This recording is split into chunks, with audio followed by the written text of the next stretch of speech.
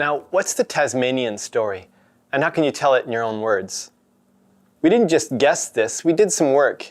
We spoke to about 440 Tasmanians, just regular people, asking them what they love about this place, what makes it different, what would break your heart if you had to leave. And we asked them for examples. We asked them for stories of Tasmanianness. And in the first 5 minutes of these conversations, sometimes they would say, well, the Tasmanian brand is that it's clean and green here. And we don't want to rely too much on clean and green. You don't really know what to say after that. What do we mean by clean and green? The other problem, if it is a problem, of course clean and green is true, but New Zealand and about 150 other places around the world say what makes them really special is that they're clean and green. What's more important is, what's the choice Tasmanians made in environmental leadership? How are we protecting our clean air and clean water? What's the Tasmanian story? When we spoke to Tasmanians, they always had a sense of obstacles and hardship.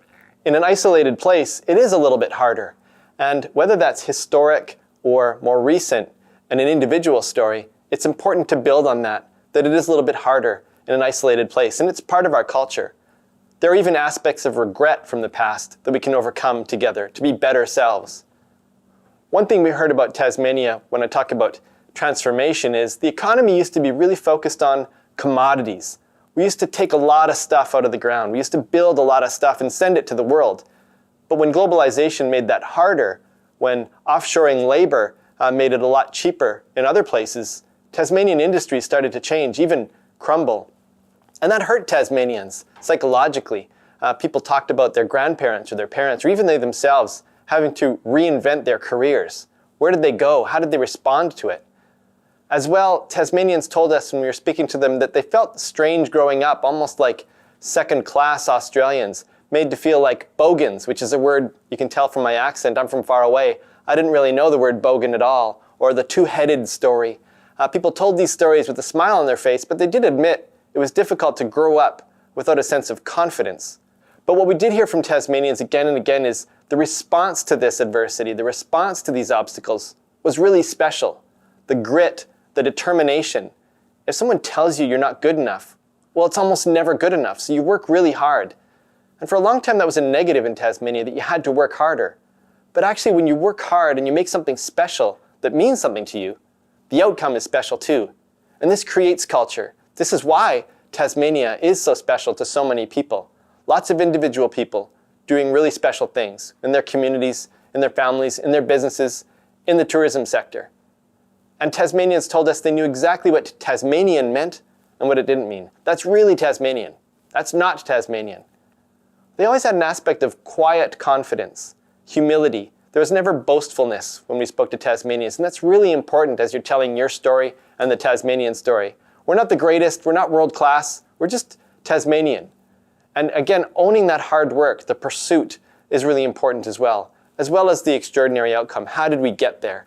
And for example, how do you talk about wine in Tasmania? You don't just necessarily say, our Pinot Noir is world class.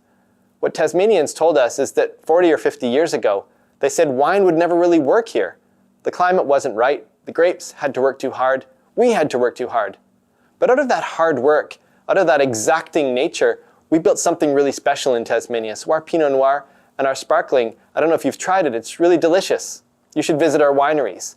And they talk about individuals who came here. The Joseph Cromie story is a perfect example of Tasmanianness. Even though he came from somewhere else, he immediately fit the Tasmanian story, having to overcome those obstacles to build something beautiful.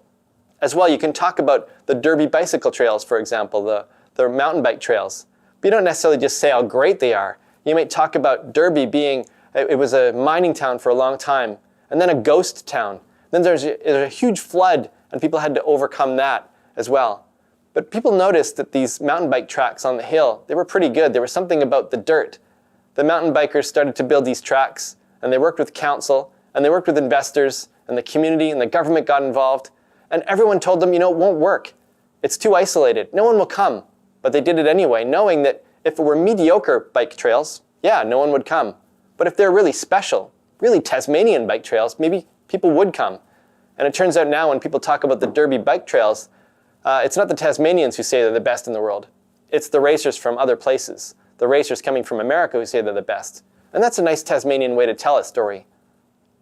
Lots of people told us of going from huge farms or huge commodity industries into something more boutique, more artisanal, organic, or biodynamic farming, and the meaning they got from that transformation. It was really hard to move from a big to lots of small, but lots of small is actually really special in a world that is all about bigness and size.